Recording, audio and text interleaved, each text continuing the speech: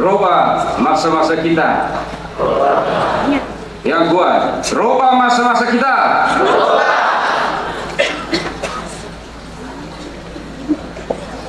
Ini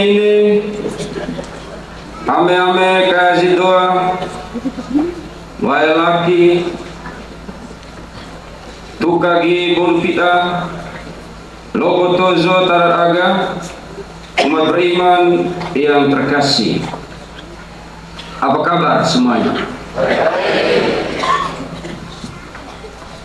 Saya ingat beberapa bulan yang lalu ketika baru beberapa minggu menjalani praktek diakonat di Keuskupan Denpasar, Bali, khususnya di Gereja Karangasem dan Klungkung. Pater Fanci waktu itu masih diakon. Dia langsung bilang begini, nanti KE yang khotbah pada saat misa perdana ya. Saya bilang, aleh, masih ada KE pastor yang lebih tua ya, yang lebih berpengalaman dari saya. Saya ini masih muda.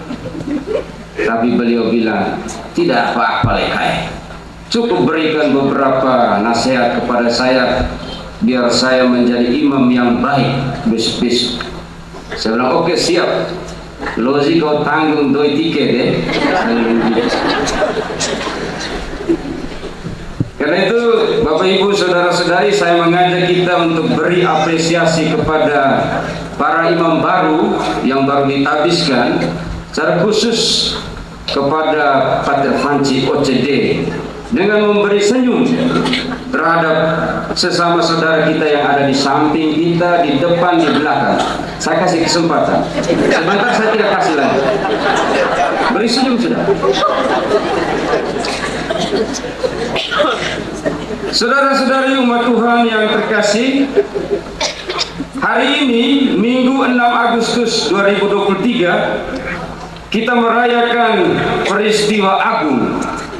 Syukur atas tabisan imam yang boleh diterima oleh keempat saudara kita, Pater Eki, Pater Guce, Pater Engel, dan spesial hari ini Pater Fanci yang kita rayakan di kampung yang luar biasa indah, Ngedume.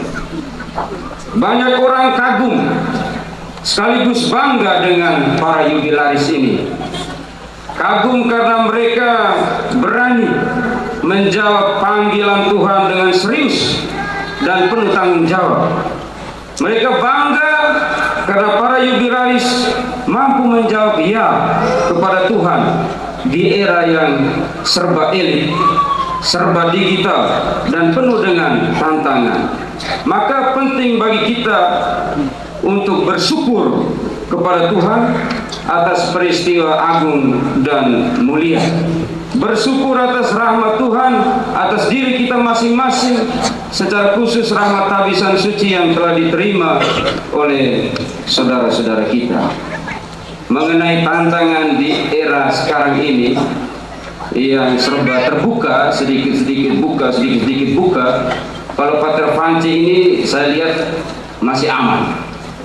Karena hampir setiap kali kalau rekreasi, kami selalu mampir di Pantai Kute. Tahu tuh Pantai Kute? Berjam-jam kami di sana, enjoy saja. Intinya pakai kacamata hitam, selesai. Untuk sementara tantangan seperti ini masih aman. Saudara-saudariku umat Tuhan yang terkasih, hari ini juga Gereja Universal merayakan peristiwa agung, yaitu peristiwa Tuhan menampakkan kemuliaannya, atau yang kita kenal dengan peristiwa transfigurasi. Dan hal yang terpenting dari peristiwa ini adalah tentang kebenaran Tuhan yang sesungguhnya. Melalui transfigurasi, Petrus, Yakobus, dan Yohanes menyaksikan sendiri siapa Tuhan Yesus yang sesungguhnya, sebagai pribadi yang sepenuhnya Allah dan sepenuhnya manusia yang bersatu dalam pribadinya. Dalam Injil tadi, Yesus meminta Petrus, Yakobus, dan Yohanes untuk bersama-samanya naik ke atas gunung untuk berdoa. Ketika dia sedang berdoa, Yesus terlihat sangat mulia. Pakaiannya itu putih berkilau-kilauan. Musa dan Elia kelihatan sedang berbicara dengan Yesus tentang kematiannya yang akan segera tiba.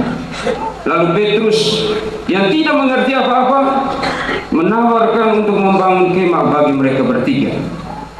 Tapi ketika awan menaungi mereka, sebuah suara terdengar, "Inilah anakku yang telah kupilih, yang aku kasih, dengarkanlah dia." Ya, kalau kita mau kaitkan dengan momen hari ini itu pas banget. Pater Vancit dipanggil dan dipilih Allah untuk menjadi pelayannya, untuk menjadi pekerjanya. Pater Vancit yang adalah seorang anak petani dipilih oleh Allah. Pater Vancit yang dulu kamu bilang malas mandi, dia sekarang sudah jadi pastor. Maka dengar sudah dia ini, putra terbaik saat ini yang dipilih Tuhan dari kampung ini. Kita perlu bangga. Saudara-saudariku, tidak diragukan lagi bahwa tujuan dari transfigurasi ini supaya orang-orang pilihannya, yaitu para muridnya, bisa semakin memahami tentang siapakah Yesus yang sebenarnya. Yesus menampakkan diri dengan tujuan agar murid-muridnya itu bisa melihat kemuliaannya. Murid-murid yang sebelumnya hanya mengenalnya melalui tubuh manusianya, sekarang bisa melihat Kristus dengan keilahiannya. Lalu ada Musa dan Elia. Itu merupakan simbol dari hukum Taurat dan para nabi.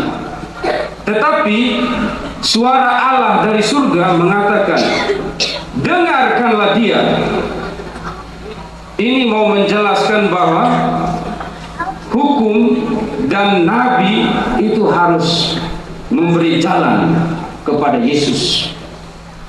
Karena Yesus adalah jalan yang baru, hidup yang baru, menggantikan yang lama. Dengan ini, saudara-saudari, para murid Yesus tidak pernah lupa dengan apa yang terjadi pada saat itu di atas gunung, dan tanpa ragu-ragu meyakini kalau hal ini memang sengaja dilakukan. Sehingga dalam Injil Yohanes pasal 1 ayat 14 ditulis begini, kita telah melihat kemuliaannya, kemuliaan hanya bagi dia. Dan jelas, lebih jelas lagi itu dalam bacaan kedua yang baru saja diperdengarkan kepada kita. Dan hari ini, saudara-saudari, kita semua yang hadir di sini telah menyaksikan kemuliaan dan kebesaran Tuhan atas diri hamba-hambanya yang diurapinya sendiri melalui tangan uskupnya beberapa hari yang lalu. Kamu lihat sudah kami ini, isosi kami, cintailah kami dengan tulus, sayangilah kami, dan jadilah saksi yang benar tentang kami, supaya banyak orang, adik-adik, anak-anak kita mengikuti jejak kami, bekerja di ladang Tuhan. Jangan sampai hari ini kalian bilang sayang, tapi besok ketika ada masalah kalian bilang isin ya kau. Jangan leh. Kami ini biar ganteng-ganteng dan jago-jago, tapi ada sisi lemahnya sebagai manusia. Karena itu mari kita saling mendoakan satu terhadap yang lain. Dan saudara-saudari, melalui bacaan pertama hari ini, Nabi Yeremia menyampaikan firman Tuhan, dan ini sekaligus menjadi moto tabisan dari imam baru. Sebab aku ini mengetahui rancangan-rancangan apa yang ada padaku mengenai kamu, yaitu rancangan damai sejahtera dan bukan rancangan kecelakaan, untuk memberikan kepadamu hari depan yang penuh harapan. Pater Fanci OCD percaya dan yakin betul bahwa Tuhan sudah mengetahui rancangan-rancangannya mengenai perjalanan hidup dari Pater Fanci sebagai imam. Tuhan tahu betul akan rancangan hidup bangsa Yehuda, dan Tuhan memberikan satu pengharapan kepada mereka untuk selalu mengandalkan Tuhan dalam kehidupan. Tuhan juga sangat tahu tentang hidup, tentang rancangan hidup dari kita semua, rancangan hidup dari Pater Fanci, dan Tuhan memberikan harapan kepada kita untuk selalu mengandalkan Tuhan di dalam hidup. Dan selanjutnya melalui kitab Nabi Yeremia, Tuhan katakan begini, dan apabila kamu berseru dan datang untuk berdoa kepadaku, maka aku akan mendengarkan kamu. Dan makna dari ayat ini adalah kita hendaknya meminta pertolongan Tuhan, hidup dalam doa ketika kita memiliki suatu masalah. Masalah hidup yang Tuhan berikan tentu tidak akan melampaui batas kemampuan manusia. Ada berbagai macam jalan yang Tuhan berikan untuk membantu hidup kita. Terkadang doa yang tidak dikabulkan itu adalah rencana terbaik dari Tuhan untuk kita. Tuhan tahu apa yang kita butuhkan, bukan yang kita inginkan. Rancangan dan rencana Tuhan merupakan rancangan damai sejahtera untuk memberikan masa depan yang pasti untuk kehidupan kita. Maka Pater Fanci yang terkasih, menjadi imam itu harus mendahulukan Tuhan, harus mengandalkan Tuhan di dalam setiap perjalanan imamatmu, dalam tugas dan karyamu.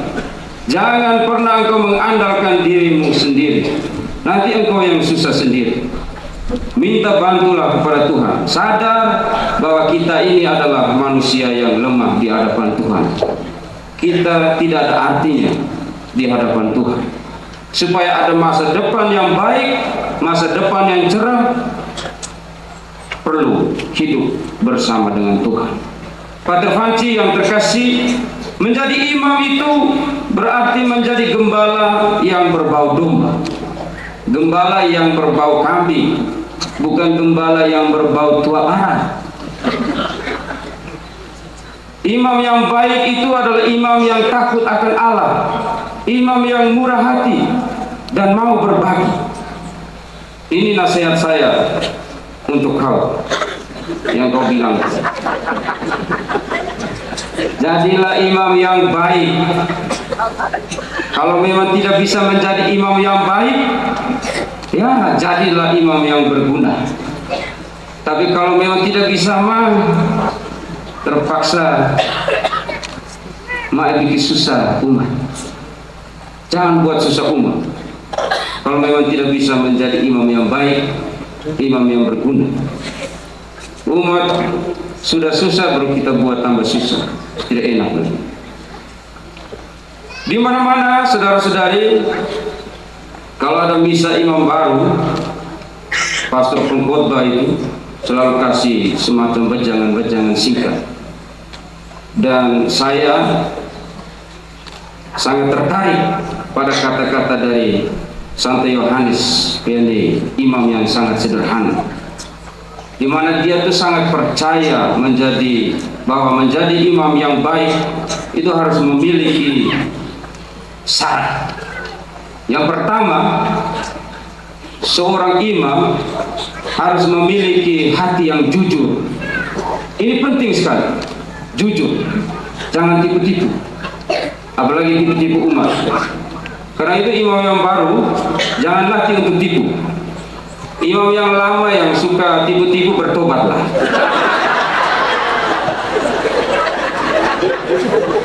Artinya jangan ada kepalsuan di dalam diri kita. Itu yang pertama. Yang kedua, seorang imam harus pandai membahagiakan umat Allah. Kehadiran kita itu harus bisa menyenangkan banyak orang. Kehadiran kita sebagai imam itu harus membawa sukacita, kegembiraan bagi umat. Jangan sampai di altar, di mimbar kita pakai untuk marah-marah umat. Umat sudah pusing dengan uang kos belum bayar, besok mau makan apa, tambah lagi istri ngeong-ngao nganawak marah lokal. Jadi imam itu jangan terlalu menyombongkan diri, jangan terlalu bangga dengan diri, dan jangan bicara sesuatu yang sebenarnya tidak ada. Kalau ya katakan ya, kalau tidak ya tidak. Ini